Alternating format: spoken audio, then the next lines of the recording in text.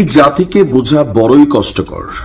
আপনি জাতির জন্য যাই করবেন, আপনার জন্য এমন দিন অপেক্ষা করতে পারে আপনি হয়তো কল্পনাও করেননি। বঙ্গবন্ধু শেখ মুজিবুর রহমানের গলায় জুতার মালা পরিয়েছে এই জাতি। 1971-এর যিনি নায়ক, আবার 2024-এর যিনি নায়ক বা যারা নায়ক, তাদের কারুর মাথায় বোতল নিক্ষেপ, আবার কারুর গলায় অলরেডি জুতুর মালা পরিয়ে দিয়েছে।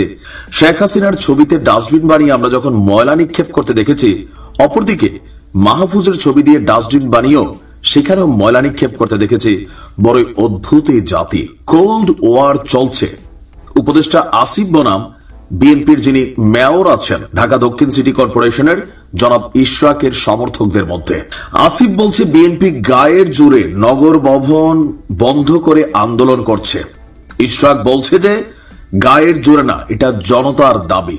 বারবার উপদেষ্টা আসিফ দোহাই দিচ্ছেন আইনের, কিন্তু বিএনপির নেতাকর্মীরা প্রশ্ন করছেন আপনারা তো রাষ্ট্রপতিকে ক্ষমতায় রেখেই ওই আইনের অধীনে এই দেশে এখন বসে আপনারা সরকার চালাচ্ছেন, এগুলো কোন আইনে চলছে? এক ভিন্ন রকম দৃশ্য আমরা দেখছি। আর আফসোস লাগছে যে এত দ্রুত এই আসিফদের গলায় জুতার মালা মানুষ পরাই দিবে, এটা কিন্তু আমরা ভাবি নাই। তবে এই দেশে সবই সম্ভব। যেদিন আমরা বঙ্গবন্ধুর গলায় জুতুর মালা দেখেছি, তখনই বোঝা গেছে যে এই জাতি তাদের হিরোদেরকে কত দ্রুত ভিলেন বানাইতে পারে। দর্শক, ক্ষমতার লড়াই, ক্ষমতার খেলা।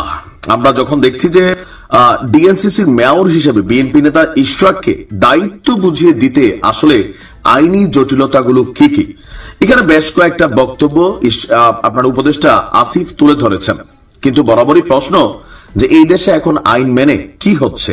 সবকিছুকে আইন মেনে হচ্ছে, নাকি ধরেন যেখানে এই সরকার তাদের পছন্দ হয় না সেখানে আইনের ইস্যু? যেমন উত্তর সিটি কর্পোরেশনের যিনি মেয়র হয়েছেন, তাকে কোন আইন মেনে প্রশাসক হিসাবে মেয়র না নিয়োগ দেওয়া হয়েছে? ইশরাকের এই পদটা পাইতে আমার মনে হয় যে লানত কপালে থাকলে যা হয় আর কি। উপদেষ্টা আসিফের আরো হয়তো লাঞ্ছিত হওয়ার ইস্যু আছে আমার মনে হচ্ছে। কেন? বিএনপি পাগল হয়ে গেছে ভাই, কারণ রায় চলে আসছে। এমনকি সরকার পতনের পর সম্ভবত চট্টগ্রামে একজন নেতা, তিনি কিন্তু আপনার ক্ষমতা পেয়ে গেছেন, বিএনপি পন্থী না জামাতপন্থী আমি জানি না, তিনি মেয়র হিসেবে দায়িত্ব পালন করছেন। এখন ইশরাকেরটা নিয়ে কি সমস্যা? সমস্যাটা আসলে আমরাও বুঝছি না। তবে সমস্যা তুলে ধরেছেন উপদেষ্টা আসিফ মাহমুদ। তিনি বলছেন যে আরজি সংশোধন অবৈধ মর্মে হাইকোর্টের রায় ভায়োলেট করে নির্বাচন কমিশন ট্রাইব্যুনাল এই রায় প্রদান করেছে। দ্বিতীয়ত, নির্বাচন কমিশন শুনানিতে অংশগ্রহণ না করায় একপাক্ষিক রায় হয়েছে। পরবর্তীতে আপিল কমিশনেও এখানে কোনো কিছু আবেদন করেনি।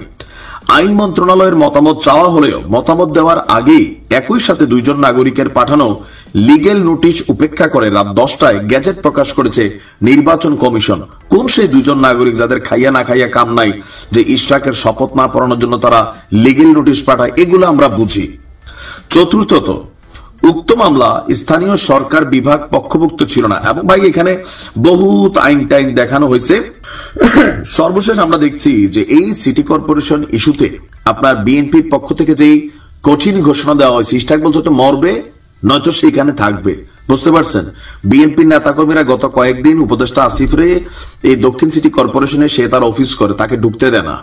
আজকে 4 থেকে 5 দিন তার কার্যক্রম স্থবির। আসিফও সেখানে ভয়ে যায় না, কারণ এই জুতার মালা আসলে প্রকৃতপক্ষে সরাসরি, কারণ মবের যুগ চলতেছে, বোঝেন নাই? মমতাজ গ্রেপ্তার হয়েছে, কিন্তু মমতাজের বাড়িঘর মব জাস্টিস করে ভাঙা দেওয়া হচ্ছে।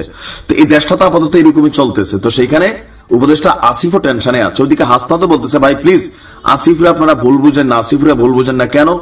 আসিফ কি তোমার লোক? আসিফ কি এনসিপির লোক? তা আমরা তো দেখতেছি এনসিপি, উপদেষ্টা, সরকার সবটা একই সিস্টেমে চলে। আরে উপদেশ, আমি এই জিনিসটা নিজেও বুঝি না যে ইশরাককে দায়িত্বটা দিতে এই সরকারের আসলে ঝামেলাটা কোথায়, মানে মূল সমস্যাটা কোথায়? কেন খামাখা দেশের মধ্যে একটা অস্থিতিশীল পরিবেশ তৈরি করা হচ্ছে? কেন? কিসের আইন? দেশে আইন আছে যত আইন, খালি বিএনপির বেলায়, আওয়ামী লীগের বেলায়, জামাতের বেলায় এত আইন নাই। এগুলা করতে গিয়ে ওই যে মান সম্মান আজকে জুতার মালা গলায় উঠছে, আবার এটা প্রকৃতপক্ষে সরাসরি দিয়েও ফেলতে পারে। তবে বিএনপির নেতাকর্মীদের এই ধরনের কাজকর্ম আসলে ঠিক না। তো ঠিক না বললে কি লাভ হবে? বঙ্গবন্ধুর গলায় জুতার মালা দিয়ে দিছে ভাই এই দেশের মানুষ। তো সেখানে এগুলো হয়তো সময়ের অপেক্ষা, কারণ এই দেশের মানুষকে খুশি করা বড়ই কঠিন। আর যারা ক্ষমতায় যায় তারা একটা সিন্ডিকেট হয়ে যায়, এটাই বাস্তব।